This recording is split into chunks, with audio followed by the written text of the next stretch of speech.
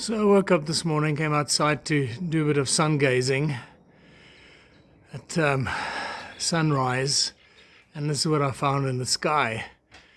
I took a picture about 5 minutes ago, and that chemtrail was to the right of the moon, and it's slowly drifting to the left while it's expanding.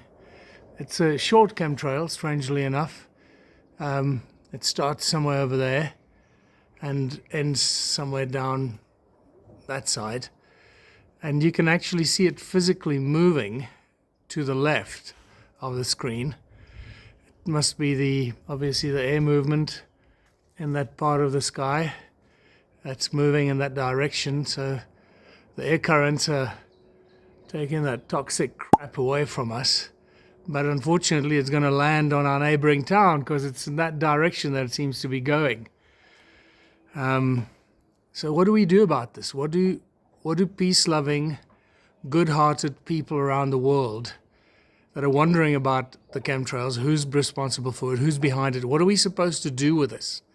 Who do we go to? This is the big question. Because if our government is allowing this to happen, then our government is responsible. And we should be talking directly to the government, but who in the government is responsible for it? Do our leaders even know what's going on, or are they just turning a blind eye? This is one of the great problems we face in the world. We're being sprayed like bugs, sprayed like insects, and there's literally no one for ordinary, peace-loving humans who want to live a beautiful life. There's no one for us to turn to. So what do we do? That's a big question. It's something that makes me incredibly angry. I don't want to use the word anger. It makes me mad. It makes me feel helpless to some extent because I don't quite know how to handle this and who to talk to about it, who to complain to. It takes, this is why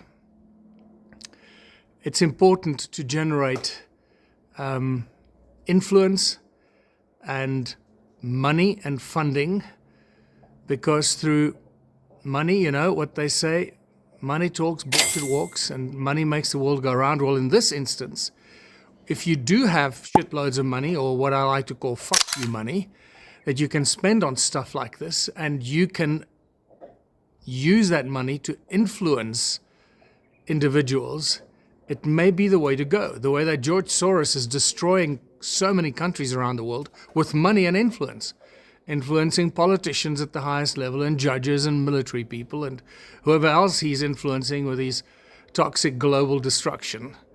Maybe that's the way to go, to do the opposite. Generate so much money that we can use that money to influence the improvement of the world as opposed to the destruction of it. And in the back of my mind, that's certainly something I think about. Let's use the tools of enslavement as tools of liberation. And that's when that phrase becomes very, very significant. Using the tools of enslavement as tools of liberation. So that's my little morning rant.